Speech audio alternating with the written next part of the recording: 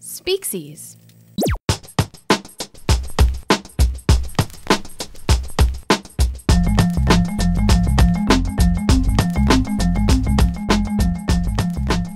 So it doesn't come up, I think, too much in this show, but the truth is I'm actually a very angry person. What?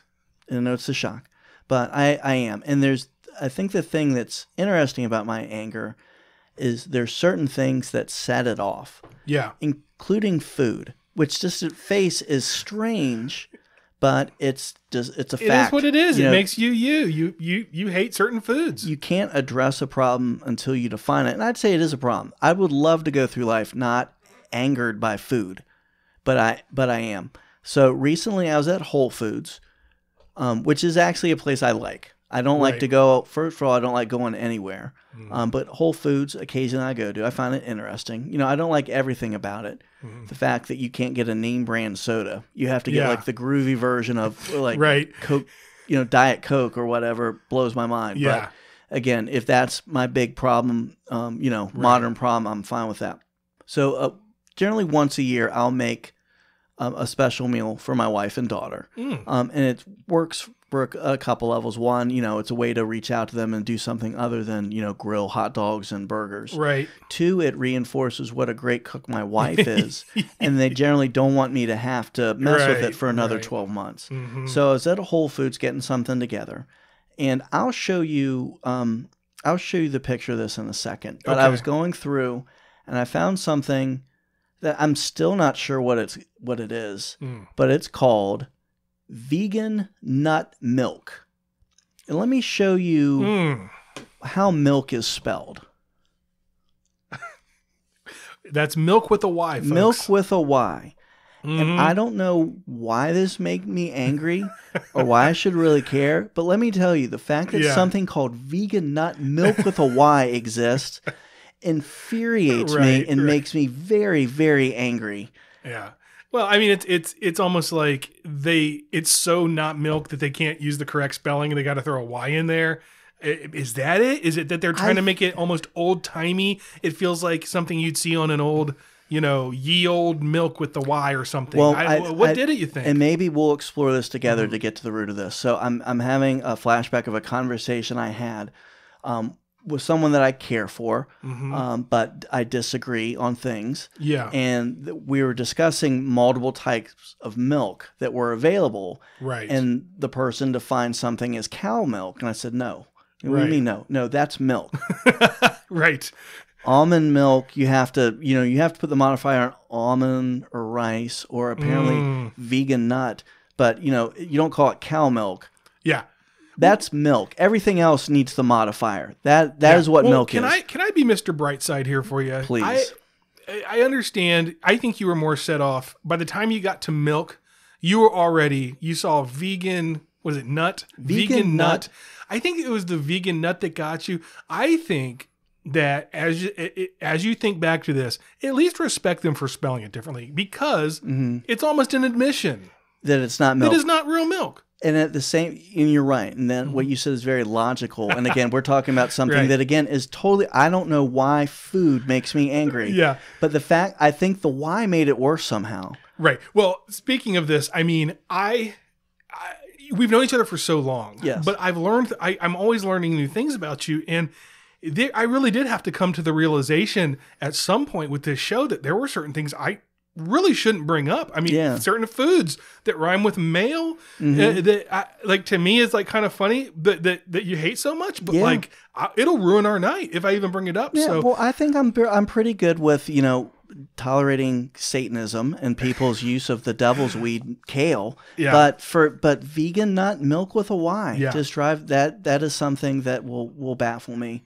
And if there's any psychologists who listen to this, if you'd like to analyze me and figure out what is wrong with me, it could be so much worse. I mean, people have to go to anger management class, and I wouldn't be surprised if well, actually I would, but I was going to say if the counselor says, hey, all this anger you're having toward this or that, just focus it on something. Focus it on vegan nut milk. Yeah. Right? Like it's a way to so I think you're doing okay with it. It could be way worse. Yeah. And if you ever see that someone has burned a Whole Foods to the ground, I think it would be if I ever see something defined as cow milk with a Y. Oh, that will be where the rage just totally ignites. Well, Steve, what I'd like to do is just table this conversation. Okay, good. Okay, Save we don't want to. later. We're going to save it for later. We'll circle back to it. This is Origin of Species. I'm here with my good friend Steve, and tonight we're going to be talking about office speak. Office speak, and I just realized you used business words on me. I did, and it worked. Steve, it's so funny because you had no idea what I was doing there, even though you know the topic of this. Yeah. When I said, let's table this, it was weird. It was almost like there was a different, you were like, okay, cool. And you were like, you responded to it so well because you've probably heard it a bunch of times. I was speaking a language that you're very familiar with, and it worked. So we're going to talk about this jargon that there are a bunch of ways to talk about it. So there's corporate speak, office speak, work speak, jargon, office jargon. I'm going to probably throw it out there a bunch of different ways. It's not just in offices. It's any workplace where there are words that are used that you either get sick of, maybe they have some good uses, and we'll get to that. So for instance, I just said, let's table this discussion. Now, it sounds very polite. You said, okay, we'll come back to it. But in reality, what it means is shut the fuck up. That's not what we're here to discuss. Also, I don't think anyone has ever actually come back to a topic that was quote unquote tabled. Right. It never happens. At least that's been my experience. When people tell me let's table that, it means stop talking. We'll get to it later. You never get to it. There are tons of these out here, these types of terms. And I really boiled the ocean here to find my favorite / most hated. By the way, boil the ocean means to take on a task larger than one's resources, an impossible task and a complete waste of time, which I hope this isn't. Right. That boil the ocean is a good example of why sometimes jargon is bad. And we'll talk about this because I didn't know that's what it meant. What I just read to you, when I heard boil the ocean, I thought something completely different. And I'm not even going to try to explain what I thought it meant. Yeah. So before we started recording, I put a question on my Instagram asking people to give me their most hated work speak. And here are some examples of what I got. Touch base, low-hanging fruit, beacon work. I'd never heard of that one. I have not heard of that one. And by the way, I think some of these are specific to specific companies. All right, here we go. Roll around in it. Okay. Let's roll around in it. Like this idea. Let's marinate. Let's roll around in it. Okay, marinate. Ping me, which I use. Yeah, we can talk about pinging someone. Yeah. People don't like to say it anymore, but I'm like, what else do you say? Yeah. Long pole in the tent. Let's take this offline. That's another shut the f up one. Yeah. What resonates? And my least favorite, actually, this isn't my least favorite. I'm going to save that. Redeployment. The most eloquent way to tell someone they're shit canned. Yeah. Now that is there is an organization, there is a large employer in our area that uses that term that frequently, that I haven't worked for them yet, but 50% of the population of the greater Richmond area has. Yeah. And I love how when they fire people, it's like, we're not firing you. Yeah. We're sending you off to battle in another land. We're going to, all of a sudden, I'm a soldier. Yeah. I'm like saluting. Wait. Excuse me. What's happening now? What's this box for? And why do you need my badge? So that's one. I mean, and there are a bunch of ones. And you mentioned large employers. If you live in a city with a large employer, you'll start hearing it in the community. You'll hear people saying things like, "We've got some opportunities here," and you're thinking like, "Oh, cool," and then you realize that means like you're not doing this right. Yeah. So. There are a ton of these, and I got a lot more examples as well that were really good. And by the way, of all that you listed, I probably use the majority of those I've used within the last week. Yeah, and as I was preparing this episode, I was realizing, people dislike different ones, and I'm going to get to that as to maybe why that is. So moving forward, still, Steve, I'll pose this to you. Sure. You've been in an office environment for quite some time. Do you remember the first time you noticed work speak? Was there a specific word or phrase that you found helpful or maybe that drove you nuts?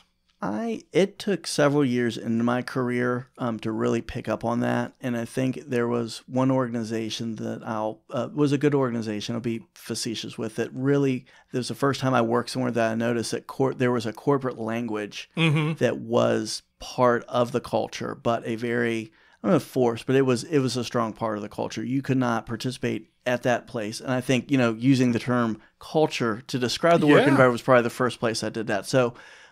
Most of the places I've worked have been either very small businesses or for myself. But in the last several years, I've had the opportunity to work in places and opportunities that I've been in front of either other businesses or other business units, which I've helped me see kind of common things that that all organizations have. Yeah. And a common thread, and you had alluded to this earlier in one of your descriptions. Every organization has multiple priorities. And not enough time and resources to meet those priorities. And that is a theme, whether it's a public organization, a private organization. I've seen it internally. I've seen it in consulting situations. Yep. And I think that's one of the reasons there is this corporate speak. And a lot of the things you listed are actually euphemisms for, we're either going to bury this, shut up about it, or there's nothing we can do about it. How do we misdirect us into something else? Yeah, because you can't tell the person, go suck eggs. You got to say, let's table this. Let's circle back. When you're just like, dude, can we move on? Yeah, absolutely. So any specific phrases or terms or just, no? So I think the first ones that really stood out to me were actually defining the place you worked as a culture. Okay. That was the first one that really appealed to me. Yes. And realizing with that when something has a culture, there is a language and tradition that goes with it. Okay. So just culture itself. I got you. So, as I mentioned before, and as you mentioned, you use some of the ones I said, if not all of them, or a lot of them, as do I. And I thought it was interesting because the first response when I put it on Instagram was Erin Sorrow from Panic at the Costco, and she put touch base. And I was like, I thought to myself, what's wrong with touching base is not bad. I don't understand the problem there. But as I was researching and reading articles about this one, I found an article called 12 Corporate Jargons You Need to Stop Using. And the very first one was touch base. And what they said about it was, what's there to touch? Well, by the way, I have to read this like Seinfeld, What's there to touch? Where's the base? According to Oxford Dictionary, it means to briefly make or renew contact with someone. We all know what it means. Yeah. And it goes on, but the point that they're making is be specific about how you're going to talk to the person in mind, as opposed to just saying, let's touch base. Say something like, I'll contact you at this time. But my thing is, I use touch base because I don't know. I'm like, it's, again, going back to circle back or whatever. It's like, I'll touch base with you means at some future point. Yeah.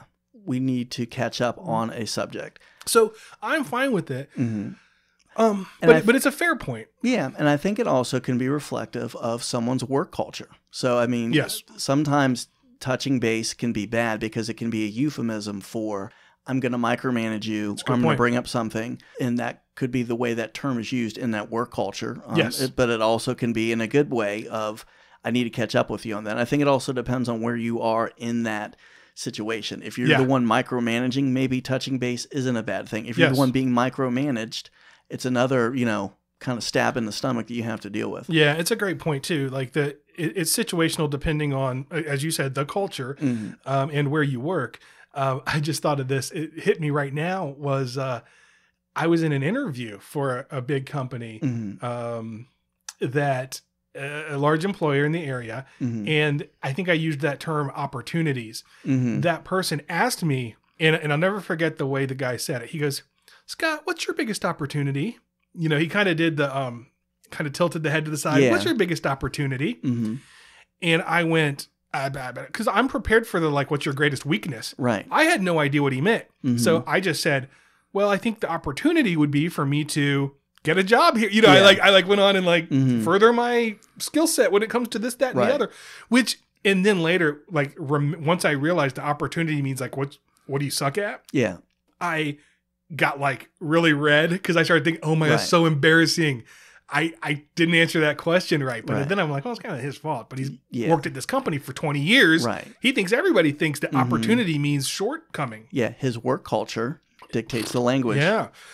So I do think sometimes you don't like a word because it reminds you of a specific person, or you have somebody that says it so much. So there was a person that we both used to work with, and he was kind of an asshole. And he would always say, at the end of the day, and then go on with his speech. Right. And these speeches lasted a very long time, to the point where sometimes I'd come into work on the weekend at this place, and if I saw the car in the driveway, I would just turn around and go home. Yeah. Because it was going to be a lot of talking, and the phrase, well, at the end of the day, was going to come up over and over. So everyone that worked at that company that worked with this person got to the point that if anyone said at the end of the day, you'd get a dirty look. I even had a situation where I remember sending an email saying, I'm going to swing by your office at the end of the day. And the person replied and was like, oh, you're turning into so-and-so. I can't believe you use that term. And I'm like, what are you talking about? Oh, well, I wasn't using it in that way. I just am saying the words at the end of the day, but everyone's so scarred. But people had like a Pavlovian response to it of when you hear that phrase. Interesting. So since this is my topic, I'm going to go ahead and indulge myself, tell you a couple of the ones I also hate. So I don't like ones that come up in meetings that are essentially telling me to shut up. So one of those, we already talked about table this. I don't like scope creep. Have you heard of that one? Yes. You probably use that one. I use it. It's another one I don't like. It means stick to the topic of the meeting. Let's table this. Let's take that offline. There's all these rules, what we can talk about, what we can't talk about. It's like, hey, aren't we supposed to be thinking outside of the box here? Be disruptive? How am I supposed to do that? There's no bad ideas, right? So, why are you stifling me? And so any of those ones that I know that the person is telling me to stop talking, which I do like to talk, if you haven't noticed, and maybe that's one of the reasons why. We have a podcast. Exactly. So I really don't like some of those, but whatever. It's my personal thing to not like it. One of the things that's very interesting you say that. So I will be a little bit facetious about what I do. I don't like dragging my professional life into this, but so much. But a lot of what I have to do is to schedule meetings. Yeah. And one of the things I do is every meeting I schedule, and by the way, I hate meetings, which I think makes me very efficient at meetings because I want them to go a certain way. Right. I set an agenda with specific things that will be discussed to keep things from happening, like scope creep. Yes. Like we're here to talk about these things. We're not here to talk about and think outside the box. Okay, but there's a difference between preparing a meeting in a way that prevents scope creep, and having a meeting that's we don't know what it's about, and then being told no scope creep. Exactly. You know what I'm saying? Well, but that's poor planning on the meeting person part. Every meeting should have an agenda, a defined agenda, and I will share something with you. This is turning into like our TED Talk, but this is true. Something that I learned years ago at the organization that had a culture. It was one of the best business tips I've ever learned. Every meeting that you schedule should have a purpose. If you don't have a purpose, you shouldn't have a meeting. Right. Even if it's touching base, there needs to be a purpose. Okay. Every meeting should have an agenda that is bulleted out and listed. Every meeting should begin with you reading that agenda, and this is key, asking the people in the meeting if they agree with that agenda. Yeah. It is a little bit of a parlor trick, but it works, and it will make people agree. We're talking about these 5 things. Does everyone agree with that? So what you're saying is you want to get buy-in at the beginning, to use another buzzword. But yes. Now and there's also meetings too that sometimes you need to have meetings that are outside the box. So you're trying to think of new ideas, but that should be specified with that. Right. And I am being kind of facetious with the thing about people telling me to shut up. I no, that doesn't actually happen that much. But yes, it's if it's a well-run meeting, you won't get a lot of this stuff. Yeah. You're absolutely right. So no, that's really good. So let's talk about for a minute a couple of the classic ones that the classic like work speak terms that have been around for a while and I think are sort of widely reviled. Just a couple of them. So we just said it a couple times, which is think outside of the box. Right. I want to bring that one up because there's actually a very interesting fact about this one. Okay. To talk about the origin a little bit, which by the way, think outside of the box is played out and one that if you say it, that your people will roll eyes. Yeah. But I am all about thinking outside of the bun. When Taco Bell hit me with that one, think outside the bun, I thought that was really good. Yeah. But that's just a little aside. So think outside of the box actually has a kind of cool origin. Some guy named Sam Lloyd wrote a cyclopedia of 5,000 puzzles, tricks, and conundrums with answers. And this was in 1914. And in it, he included a puzzle known as the 9 dots puzzle, which I'm sure you've seen. Most of you have seen. Yeah. So there's 9 dots, and you're only allowed to, I don't know, do what, 4 lines that stay connected, and you have to go through all 9 dots. Right. And when he did the puzzle, he wasn't very specific with his instructions. So the way to kind of crack the code is to let the line extend past the dots so that you can then get another angle and go through, and you can get all the dots in like 4 lines. The only way you can do it, or the easiest way you can do it, because there is some code to break it, is to think outside of that actual box. So that was kind of a fun one, because I never knew that came from a real thing. Anyway, in the 60s and 70s, management gurus started, telling their people to think outside of the box, and they would use this 9 dots puzzle as an illustration. So it became a very common illustration back all the way to the 60s and 70s, which is why all of a sudden you hear executives saying it in the 90s or whatever. It's like, hey, you got to think outside the box. It just became such a buzzword. The other one is synergy.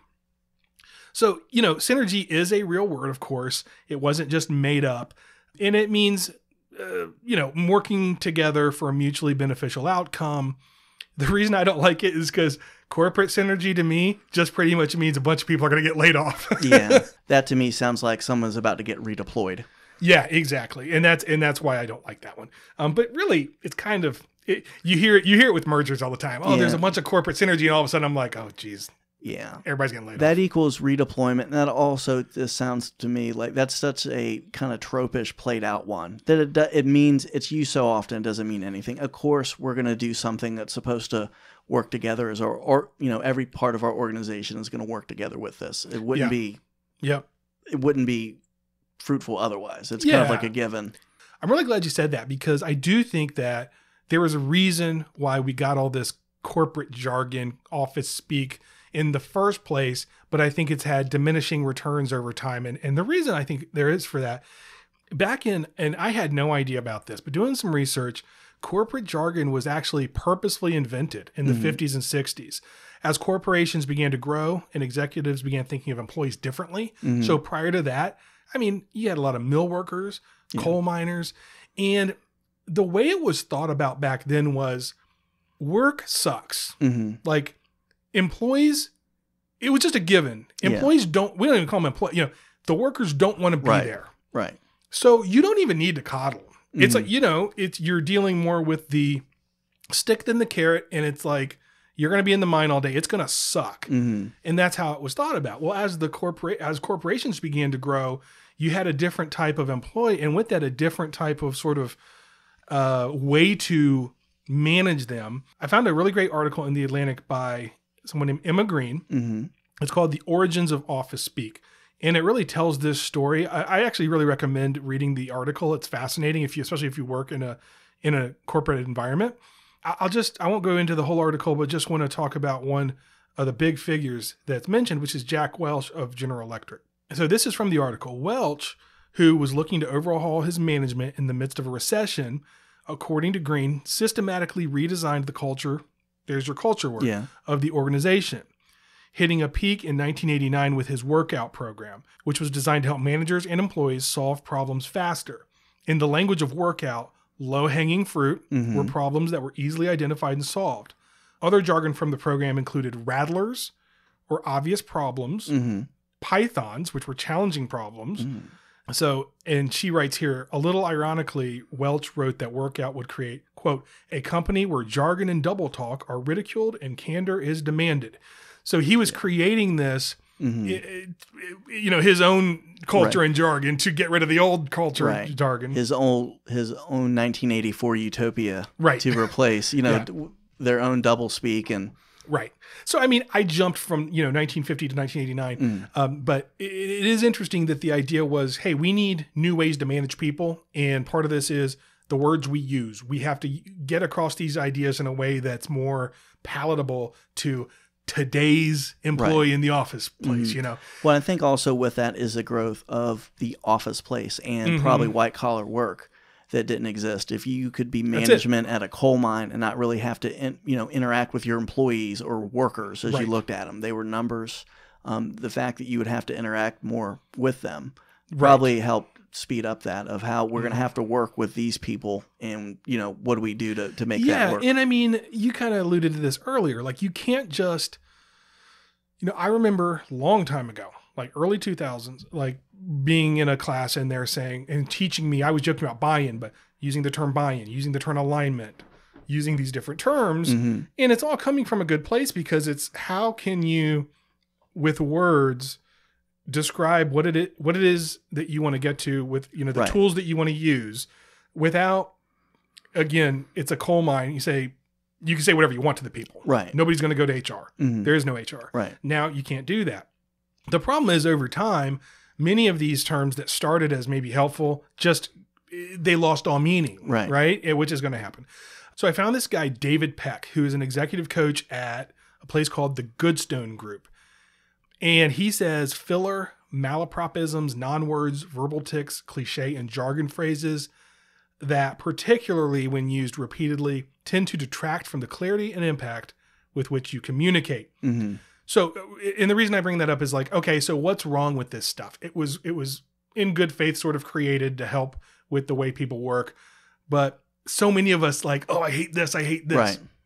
Why is that? So as he says, it actually gets to the point where words that were created to help you communicate actually make it harder. And so he has this big list of words and phrases to stop using because his point is you're not saying anything. You're just sort of, it's all non-words. Yeah. It's like synergy. I mean, it doesn't have meaning anymore anyway.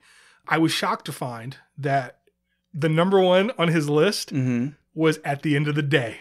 Interesting. Which I was like, I didn't like that because of that guy, but which we didn't talk about this, but at the end of the day just means ultimately we're like bottom line, it's just a way to say, listen up, here's the point. Yeah. At the end of the day, At least that's how I take it. Yeah.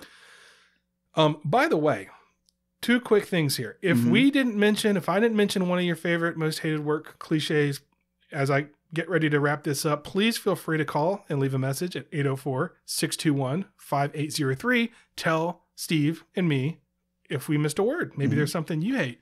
We want to create synergy with our listeners. That's right. Because at the end of the day, it's all about you. And you can also look us up on our Instagram and Twitter sites. Both are at Species, and send us a message there. I also want to give a shout out to our friend Anna Brennan Jones, who has done our artwork, and she has a shop called the Tea Suite, Tee Suite, like a suite in a hotel. And she's on Facebook and Instagram and bonfire.com. But just look up the Tea Suite, and she's got some really funny t-shirts and sweatshirts and mugs that have words and phrases that are office speak. So if any of these are resonating with you, please check her out. And the reason I give the phone number is just because I guarantee there's people listening that are like, I can't believe they haven't mentioned this one because I hear it all the time at my job. So let us know and we'll put it on the show. So just getting to the end of this part of the show, if so many people dislike work speak, why do we keep using it? So I found a great article on Harvard Business Review, which admittedly, no Urban Dictionary, but it's called, If We All Hate Business Jargon, Why Do We Keep Using It? In a nutshell, the author, Andre Spicer, says that corporate jargon is usually a form of bullshit that takes the place of actual substance. In the article, he quotes Princeton philosopher Harry Frankfurt, who said, quote, bullshit is talking without respect to the truth. In other words, bullshit is hollow talk that refers to nothing. Spicer gives examples of how using these bullshit terms can be really boring and demotivating for employees because if you keep hearing buzzwords instead of actual specific information, you tend to tune out. And I would be interested too if repeated buzzwords are kind of have negative connotations for things. That if you're hearing words that you associate with actually good things happening and things being accomplished, then again, I come from the premise that every organization has multiple competing demands and limited resources, and there's competing number one priorities. That you're going to hear certain business jargon over and over again, and it's going to be associated in a negative way. Yes, totally agree. He goes on in this article to talk about how you can combat corporate jargon. Okay. So the name of the article is like, why do we keep using it? But the whole article is pretty much about how to fight it because why we keep using it is things we've already sort of enumerated, which you're trying to get people, buzzword alert, on the same page. Right. But how do we kind of get past it, and what's the problem with it? He says you can slow down the circulation of bullshit. He just keeps referring to it as bullshit by asking, quote, what does that mean? This question forces people to put grand ideas into simple and straightforward language. And I will tell you, I do that. I have been known many times to try to get some sort of clarity on what people are talking about when they say something jargony. Right. And I'm not embarrassed to go, can you stop there? Like, what does that mean? So that's a good one. The other way that he said you can combat corporate jargon is with humor, just to make fun of it and laugh at it. And that's kind of what has happened with Outside of the Box and Synergy, right? Like if somebody uses that in a meeting, it's a joke. It's a punchline now, at least where I am. I mean, it places I have worked recently. Makes me think also of Office Space, which I think addressed a lot of these sort of kind of things of daily things you have to deal with, TPS reports and having cover pages. And so the next line here, he points to the classic movie Office Space. So you're right with me here. It does such a great job of pointing that out to actually reminds me of a story, once again, of when we worked together, that if I remember correctly, you did develop a TPS report. I did. The Total Production Summary report. I did. So, it was funny because nobody else in the company realized, I mean, it was still, it was a functional report and everything was good, but a little inside joke with the TPS report. So anyway, before moving on, I did want to bring up one that I've said a couple times. It's been in the news recently. And frankly, I found this one annoying, as I have said for some time, which is circle back. So circle back is just another way of saying, again, I don't want to talk about this now. Let's table this. It's come into prominence recently, with it being the favorite phrase of the new Biden press secretary, Jen Psaki. Here's a clip that somebody put together of her saying it. So listen to this. I'll circle back if there's more I can share with you. I'll circle back with you if there's more to convey. I'll have to just circle back with you. We can circle back with. I'm happy to circle back with you. I can circle back. I will have to circle back on that one. That's an excellent question. Oh, such an important question. We will circle back with you, and we'll circle back with you. It's an interesting question, but we'll circle back. I'm happy to circle back, but I'll have to circle back with you on it. It's a good question, but we'll circle back with you on this today. We will certainly circle back with you more direct. It's kind of funny. I actually don't want to pick on her too much because it's a very tough job that she's doing. We discussed this in a prior episode that regardless of what administration's in there, this is one of the most difficult jobs to be in. It's almost, but there's no way to win with this. Right. And I mean, she's getting roasted for using this term over and over. But I mean, gosh, if you did a supercut of like all the times I said buzzwords at work, it would do the same thing. It is kind of funny. But the thing that I don't like about it, and the reason it kind of sucks, is that I don't understand why you have to circle. Like, why can't you just come back to it later? Why do they have to circle back? Because you get the synergy. You're going round. Maybe that's it. Maybe that's it. I refuse to do any research on it because I don't care. Did you table that for later? Yeah, exactly. So again, don't want to pick on her too much with that. There's even a video somebody put out there, like, I ain't no circle back girl, like said to the Gwen Stefani. So, I mean, she's getting, I feel bad for her, but again, you took the job. This is everyone has to do. She bought her ticket. That's right. So before we move on to our next segment, let me leave you with this. As I was doing my research, I found an article from 2018 on Fast Company entitled "The Problematic Origins of Common Business Jargon." It goes on. These seemingly innocuous phrases indicate just how systemic racism and oppression have wormed their way into our everyday language. And then the link, it goes, it's business phrases that have racist origins. Now, here's what I'm going to tell you. There are 6 of them. And I'm not going to tell you which ones they are. So please stop using office speak. Because if so, you might be racist. Probably. It's just better not to use them at all. All right, Steve, we playing a game? Yes, we are. It's now time for Name That Lil.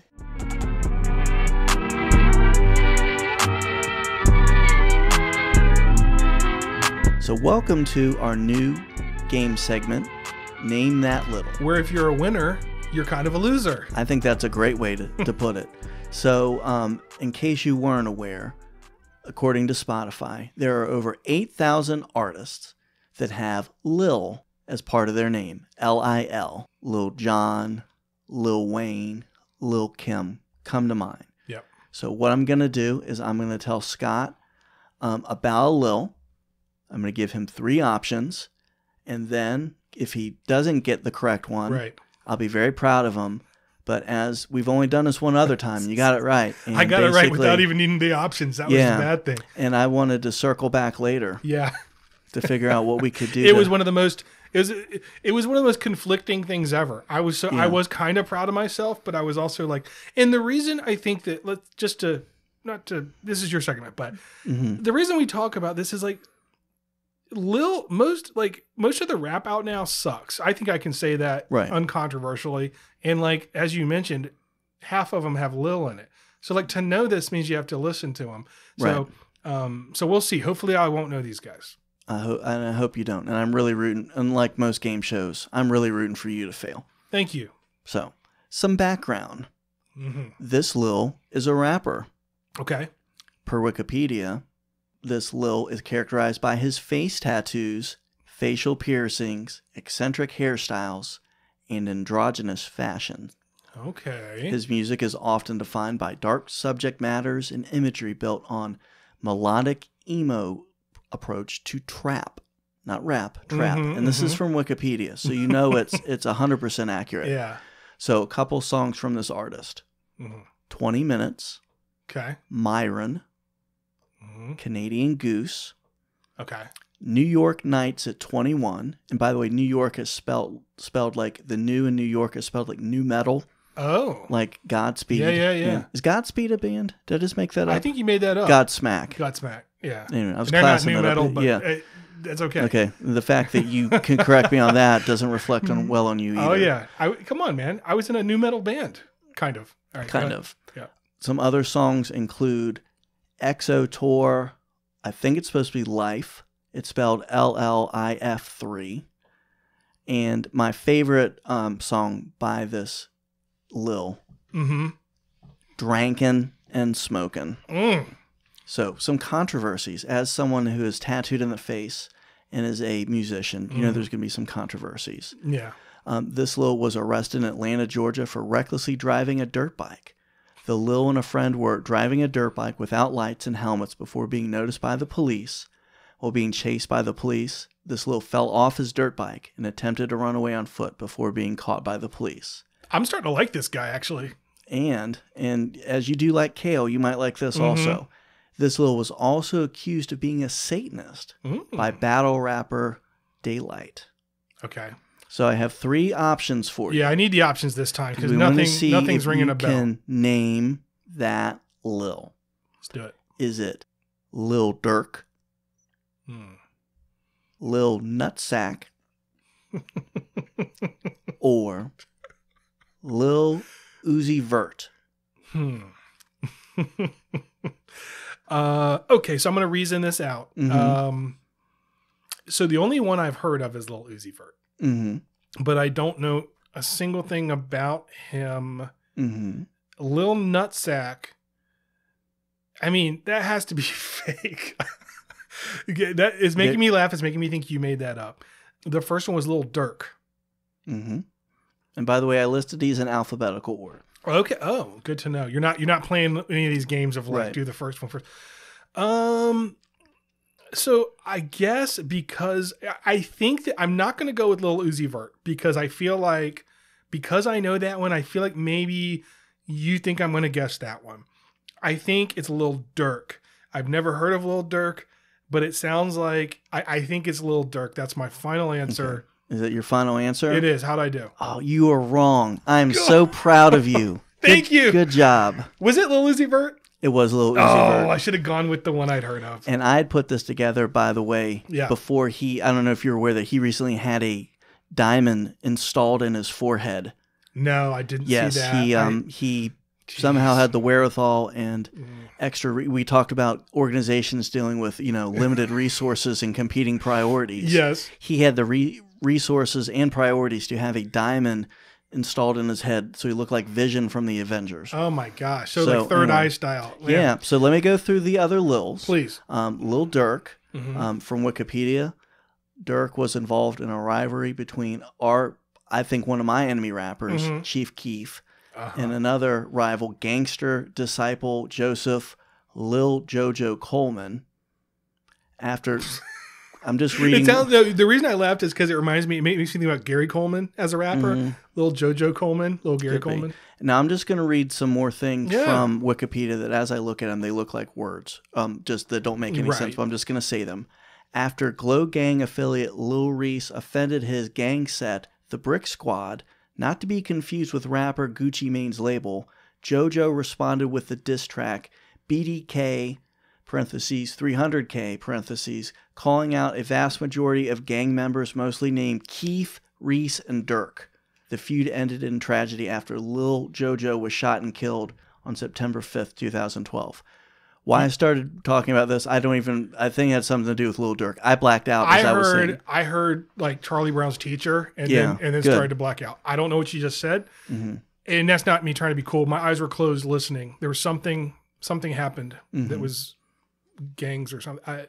Anyway, okay. It's okay. Well, so quick question though before you finish. And I should have asked this beforehand. I'm assuming these are all real Lils that you're bringing up. Kind of. So let me get to Lil Nutsack. Okay. My intuition may have been right. So Lil Nutsack, the first time I was aware of someone named Lil Nutsack was several years ago. Do you remember a bar near your house, Bailey's? Remember it well. Yeah, and there was a gentleman there that I was pretty sure his name was Lil Nutsack because he had a sweatshirt that said on the front Lil Nutsack. It said Lil Nutsack, so you knew it was Lil Nutsack. However, I was going to put him in there, but I was like, you know what? Is there maybe this guy was a rapper? Yeah, he was a fan. So I did some Googling, and there's a character in the movie, which is a very underrated movie. Do you remember the movie with John C. Reilly called Walk Hard? Yes. Okay, it is a kind of parody of the Johnny Cash. Yes. It came out after the Walk the Line movie. Yeah, Ray Charles rock biography movie. Yeah. So the Johnny Cash character has a song called Walk Hard that is eventually used and sampled by a rapper named Lil Nutsack with, as you can imagine, the word hard, think double entendre, or in this case, more entendre. Okay. And it was used. And maybe we'll play a clip. I'm not sure if there's a way to get it done. But so if it's a fictional Lil. Yeah, but so that didn't even count in the 8,000. But he was in the character's name Lil Nutsack, and Nutsack being spelled Nutzzak.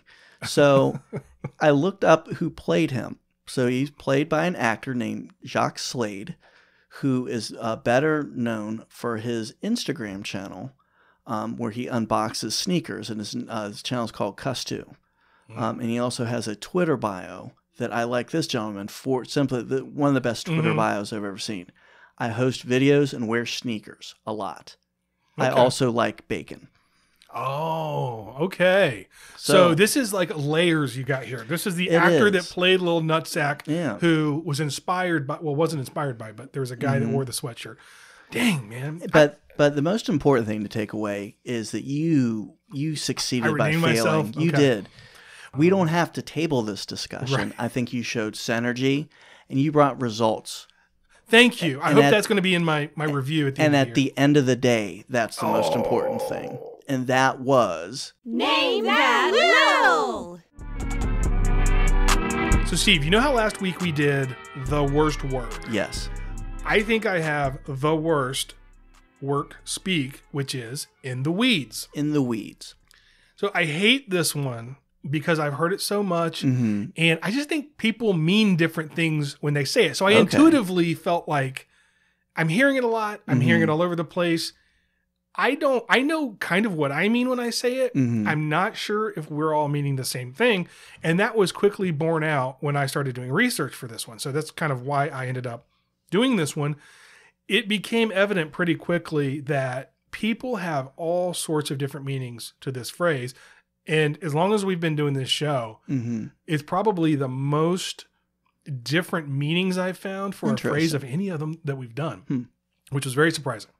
So I was and by the way, I think there's a reason why I didn't find this one on Worldwide Words or Phrase Finder, because normally when you find different things, it's like I go to one of those because they will help me get to the bottom of it. Right. I found so many different things. So you had people saying that in the weeds had to do with farming, golf, airplanes and pilots, prohibition, and all these different like origins, but also how the meanings to it as well, which is a problem. So if you're in a meeting or you're talking to somebody at your work and you're saying I'm in the weeds, you mean one thing by it. They may mean something completely different, and that could be a big problem. Interesting. So now that I've sort of prefaced it with that it's all over the place, I'm actually really curious to hear from you, Steve. Like, how do you use this term at work? So that's something I actually feel like I use, but again, in a kind of, as I mentioned with my agenda, if it is a meeting that will be in the weeds, if something comes up that we're in the weeds and it's not on the agenda, it won't be used. So it's one that I use, and when I use it, I mean, let's get into the deep details of something. Maybe a deep dive would be another phrase that would be associated with it. And it's one that I use, and now that I've said it after what you've said too, it's interesting in that it's weed, there's a pejorative connotation with it immediately, because you're getting in the way. Now you might mean it in a good way. We're going to get really deep and explore everything and navigate maybe some of the circumstances that are in the way. But by just, again, saying we're getting into the weeds, it starts almost from a negative defensive position of we're encountering something. We're going to look at something that there are problems associated with it. Yeah, so you just brought up a really good point. So one of the ways people use it is getting into the details, get deep diving. Right. That's how I use it too. Okay. All right. So both of us use it the same way, which is not surprising, since we've worked together and we talk all the time. Yeah. But even within that one, you bring up the point that for some people it's a good thing, because you're saying, so if you're like a policy wonk, and you, hey, let's really. Because deep dive is positive. Yeah. Hey, we're really going to get in the weeds on this and figure some things out. A lot of times it's used as a negative. Hey, we don't want to get in the weeds. Right. But I was thinking of, and to me, like, if that was just it, I don't think I would have chosen this one. I was thinking of the ways to sort of say all the different ways that this is used. And I thought we'd do something we hadn't done in a while, and that's check in with Quora Guy. Okay. Whenever I'm at a loss and there's a bunch of different theories, I go to Quora and I know I'm gonna find some. So let me go through a few of these and you tell me if any of these ring true to you. All right. So here's the first entry I got by a gentleman by the name of John Dieters. Quote, golf. When a good shot lands on the fairway, it's in plain sight and easy to play short grass. When a poor shot lands to the side, it's in unkempt grass and the golfer wastes time trying to find the lost ball. He's literally, quote, in the weeds, which whenever they finish it that way, it's a clue. He's literally, quote, in the weeds. It's like you wrap it up real nice and neat. Next one, quote, I've always heard that the phrase in the weeds had its origins rooted in the Prohibition era. The story goes that reserves of alcohol for most speakeasies wasn't stored, for the most part, inside said establishment, because in the event of a raid, all of the reserve alcohol would be lost. If there happened to be a vacant lot or field nearby, alcohol was hidden there in sacks and covered with grass and leaves. When the bar got busy and the supply would run low, service would take a hit, because no matter who you send to go get the stuff, they wouldn't bring it back fast enough. So when the runner didn't immediately show up with the booze, the bartender would investigate, and when people would ask where the bartender went, they'd say, quote, he's in the weeds. After Prohibition, in the weeds became a term for being really busy. And that's by someone that just goes by Bishop. So let's keep moving. And you over there kind of think about how you feel about these. Bishop ends it with, now I can't say that this is the truth. It's what I was told when I was young in the service industry. Yeah.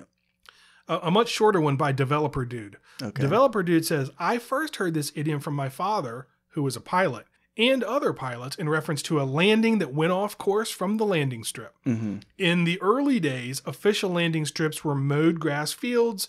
Some still are today, especially private fields. If the aircraft veered off the strip or went long, it was said he was in the weeds, which was often meant in the literal sense, not metaphorical. So this is kind of like the golf one. Yeah. You're lost. And so that's one of the meanings that people apparently use for in the weeds, is this person is lost. Right. So just to recap before we get to the last Quora Guy, the different meanings we have so far are our meaning, which is you're in the details. Right. Then you have the a golf ball or a plane that's literally in weeds. So you're just lost. Right. Or off course. Mm-hmm. I've never used in the weeds that way. But no, and it seems odd that something that, weeds and fields have been around for a very, very, very long time, that suddenly now people are just realizing it when their airplane lands there. But, well, that's an interesting point you just made that I'm going to circle back to. Mm. And then we have the restaurant industry and beginning with Prohibition. A guy named girl, I don't know, named Glorfindel said, and this is bad when it starts with I deduce, but here we go. I deduce that this term comes from slavery in America's Southeast, where tidal irrigation was used for rice crops and slaves were employed to de-weed in the spring. It was harrowing and undesirable. Really? So they would run away to be bribed back with meat and rum. Believe it or not, this is the only one of these that had some text that it referred to with some actual source material, but I'm just going to go ahead and tell you that this was this one person's deduction. Yeah. And I find her answer problematic. Let's spoiler alert. This is not right. And then last one, just someone mysteriously known as Just Chris said, I've actually heard it used as a metaphor during meetings to mean, and this was ours, to dive into the details. Often it's used as a comparison to the opposite of taking the 30,000 foot view, which is a metaphor for making management decisions by staying out of the weeds. All right. So, I think we've covered all of them now. Right. Steve, what's your reaction to these different meanings and origins? Yeah. Well, most of them seem to ignore the other, 15,000 years of recorded civilization that experienced weeds. And, it's not just people in a meeting room that suddenly figure out that weeds exist. Right. I don't think any of those seem plausible. This might just be one that is just kind of a common sense one that everyone, and regardless of white collar, blue collar, agriculture, you've dealt with weeds one way or the other. And there's some book, or there's probably a Jack Welch book or something that brought up in the weeds one time and got into became synergistic with everyone's working corporate culture. Yeah, exactly. I'm sure that's true. So it's funny that you talked about how long weeds have been around. So I'll tell you the truth here is that of all those ones we read, actually 3 of them have some basis in fact, as an origin. There are origins for why they're used that way, and people do tend to use them that way. I'm going to start real quick with the restaurant one. Now, that's for sure the one that is like undoubtedly used in the restaurant industry. So we've been saying office speak, but it's just work speak. Yeah. I texted our friend Micah today, who is a restaurant industry expert, bar manager. And I just texted him. I said, hey, have you found that in the restaurant industry, you use the term in the weeds? And his response was F yeah, basically. And I said, well, what does that mean? And he goes, well, if I get, and I was going to read the quote, but I don't have it in front of me, but he basically said, essentially, we get overwhelmed. If we get, we can only make 2 drinks per however many minutes, and all of a sudden we get 20 drink orders. You start hearing, hey, I'm really in the weeds right now. Asked him if he knew anything about this prohibition thing, and he's like, no. I looked around. The prohibition thing is almost certainly one of those after the fact folk etymologies where it's definitely used in restaurants, and especially as bartenders use this all the time. And they don't mean it like we mean it. They don't mean getting into the details. They mean they're caught up. We're way behind. We're overwhelmed. We're an organization with limited resources and several number one priorities. And every time you said that before, I didn't want to spoil in the weeds, but I was like, you're talking about one of the ways in the weeds gets used. Okay. The other one, well, let me go to Grammarphobia. They had a really good article about this one. So somebody had written in and asked about this phrase because they were rightfully confused because they've said, I've heard it this way and that way. So the answer from Grammarphobia says, quote, people tramping through the brush have literally been, quote, in the weeds since Anglo-Saxon times, when weed was weod, W-E-O-D in Old English. But as far as we can tell, English speakers didn't begin using in the weeds figuratively until the mid-20th century, when it acquired the slang sense of being in the suburbs or outskirts of town. So this is even another one that was the first way that this was used, as far as anyone can tell, is not the way anybody uses it now, but it means you were on the outskirts of town. So they go on to say, since then, in the weeds has taken on several other slang, colloquial, or informal senses. It can mean being safe or in a secluded place, flying at a low altitude or under the radar, being overwhelmed with work, we've talked about that, or being engaged in or bogged down by the intricate details of an issue. Okay. So with that, we cover what we talked about and the two sides to it. You're either bogged down by it or you're engaged in the intricate details. Right. Green's Dictionary of Slang has the earliest example that we found for in the weeds used figuratively, meaning in the suburbs or outskirts. He says in Green's Dictionary of Slang, he says, then we would pick up the tail of one of them until they got out in the weeds on the edge of town somewhere. And that's from Rap Sheet, My Life Story, 1955 by Blackie Audette. So the expression soon took on the slang sense of a safe or secure place, according to the Oxford English Dictionary. The first example quotes Fred Taylor, the Ohio State men's basketball coach. He said, we probably took some of them by surprise last year, but everybody's going to be hiding in the weeds looking for us this year. And that's from the Chicago Daily Defender in 1960. So if you're starting to get kind of like, as you can kind of tell as I'm doing this, it's almost so confusing because there are so many ways people have used in the weeds. It's like a Rorschach block. Like people are seeing whatever they want to see in it. Totally agree. And to me, that makes for a bad, like I use in the weeds all the time. I won't use it anymore. I might use it at work because we're kind of on the same page. Yeah. So then moving forward, this is all from this Grammarphobia article. In U.S. Air Force slang, in the weeds came to mean flying at a very low level. The earliest OED citation is from the F-4 Phantom, which my dad was a pilot of, by the way. In 1979, a pilot story by Robert Prest. He says, I counter roll and push downwards, seeking to gain the energy that I need to smoke away in the distance, down in the weeds at 0 feet or thereabouts. And it goes on. A couple years later, the expression took on the colloquial sense of a cook, waiter, bartender, etc. We talked about that. The earliest example is from On Language by William Safire in 1981, New York Times. So he said, a busy bartender is said to be buried in the weeds. And he also says that this sense is found in extended use, which means it's used, by overworked people in other jobs. So there's actually more. Even the person that asked this, but now we're getting in the weeds about in the weeds. We're getting in the weeds about in the weeds. So this one is all over the map. I found many articles with different conclusions. And as I said before, it's always a bad sign when Phrase Finder and World Wide Words don't have an entry. Sounds like they just washed their hands. They didn't want anything to do with this. They didn't want to get in the weeds about it. It's exactly right. So, and maybe I should have also stayed away. But my final conclusion is that, like, for whatever reason, English speakers have loved this phrase for a long time. It's meant, as we went through it, 6 or 7 different things or even more. I think in some ways, maybe why we like this one is because it is kind of mysterious.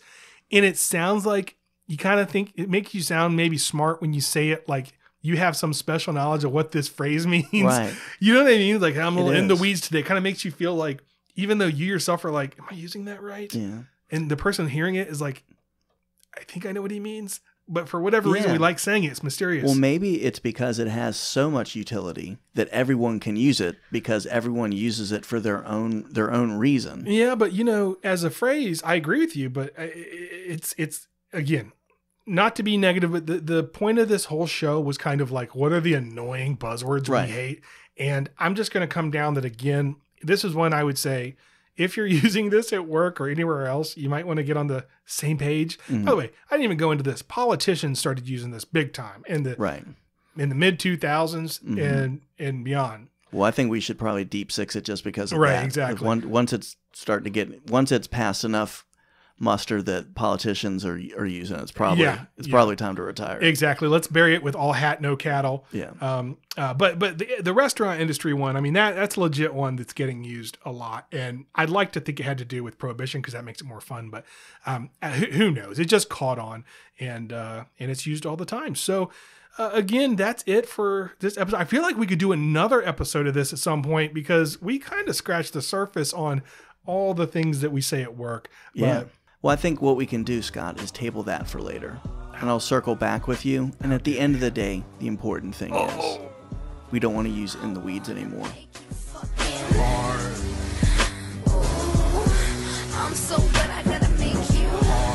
Thank you very much for listening to Origin of Species. If you enjoyed the show and want to support us, become a Species Supporter at patreon.com/Species. As a Species Supporter, you receive great benefits including bonus podcasts like the Postgame Show and True Facts with Robert Banquette. In addition, you get to see full uncensored interviews with our special guests, including Billy Mitchell, MC Search, and Adrienne Iapalucci.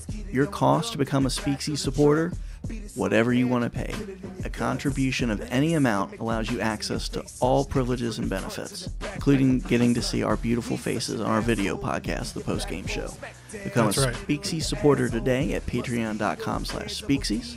All right, Bob's your uncle. Watch out for bears, and kale is from the devil. Cinderella, while she's sitting in between the nigga legs like a cello.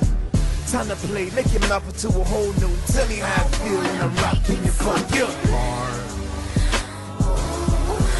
I'm so good, I gotta make you suck it till I make you. Come on me now that I made you.